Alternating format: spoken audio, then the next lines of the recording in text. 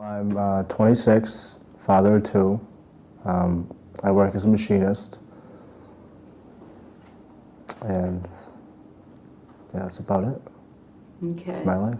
That's your life. So Taylor, how did you end up coming to counseling? Well, I was going through some things in my life, and I realized I needed to change some of that. And through the advice of some people, they not specifically told me to seek a certain type of help. I said I need to talk to somebody, and it just so happens when I got the names of three people, I chose to see you.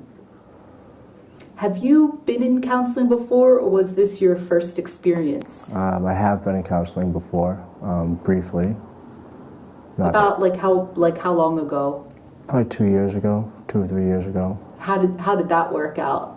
Not very well. I didn't feel very comfortable. I didn't feel like what I was going there for was actually getting accomplished or helping at all. So I felt like I was wasting my time and money every week. I was pretty nervous the first time coming, but this, it was way different than any regular therapy or counseling I'd been to. So talk more about that. How is it way different?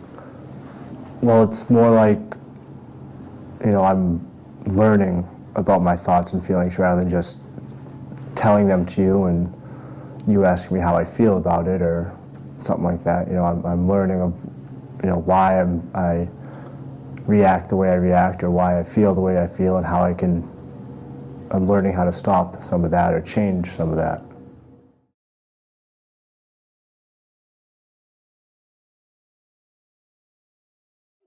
Those three words, mind, thought, and consciousness, did you hear anything about them before you started coming to counseling? No.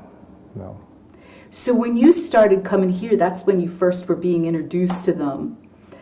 What do you understand those three words to mean now? It's all about the process of, the way, feelings work through your body.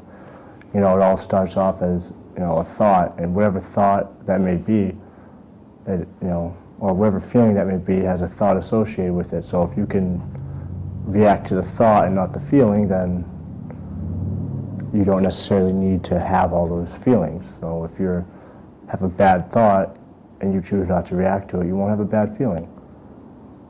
So the mind, thought, consciousness is all about that process of recognizing there's more to your everyday life or everyday actions than just doing. It's if you think about what you're doing and think about the situation, you can change what you want that situation to turn into. So. I hear that you're learning how to look at your thoughts and your feelings differently. So what's happening for you in your life as you're learning about mind, thought, consciousness and using it more consciously? What are you noticing is happening? I'm noticing that there's not, a lot of times with, say, my relationship or my children, there'd be a lot of times where I wouldn't feel in a good state. I'd either be upset or angry or frustrated or with any of the situations. And now, using my thought consciousness, I can more easily identify what the actual problems are, and address the actual problems and not let them turn into a reaction. A reaction I don't want.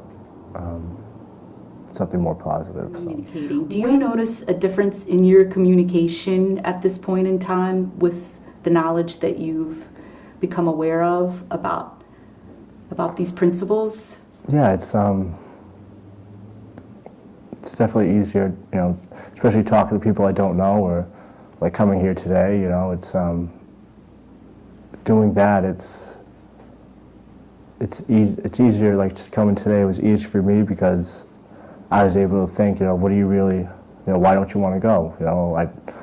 I thought through of why I didn't want to go and it didn't make any sense of why I didn't want to come, so it was easier to come and talk today. Or, the same thing applies to everything.